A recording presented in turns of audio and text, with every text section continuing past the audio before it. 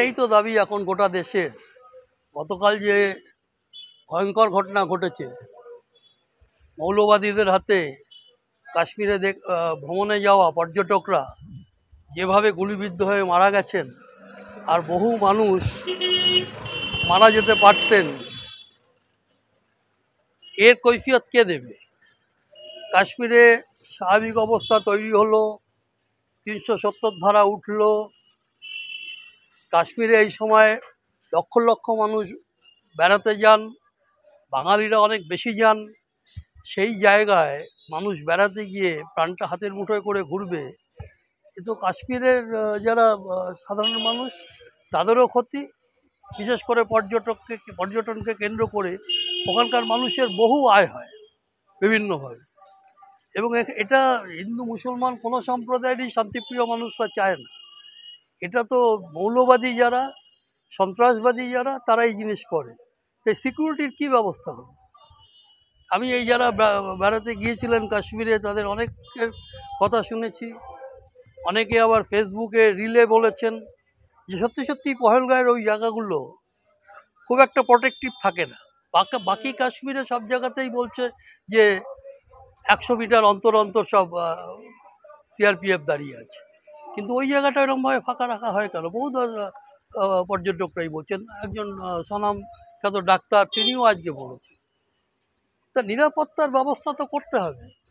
সেই নিরাপত্তার দায়িত্বে তো দিল্লির সরকার, যারা ব্যস্ত আছেন ধর্মের নামে বিরোধ লাগানোর জন্য। এই নিরাপত্তার ব্যবস্থা করলেন না কেন? এই নিরাপত্তার ব্যবস্থা তো করা উচিত ছিল।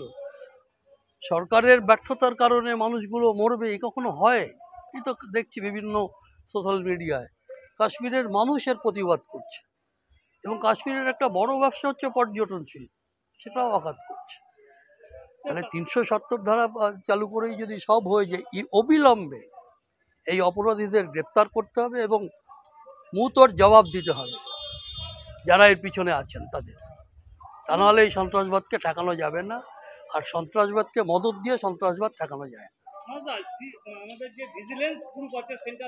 সেটাই তো বললাম, ভিজিলেন্স গ্রুপ আছে, পুলিশের সিআইডি ডিপার্টমেন্ট আছে, মিলিটারি সিআইডি ডিপার্টমেন্ট আছে, ডিআইবি আছে। তারা খবর রাখলো না যে এত বড় একটা ঘটনা ঘটে গেল, যে 26 জন মানুষ প্রাণে মারা গেলেন।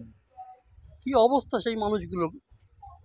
ফ্লোরিডাতে সেটেলড হয়েছেন, সেখানে কাজ করেন একজন, সে এখানে দেশে এসে সে বেড়াতে গেছিল কাশ্মীরে।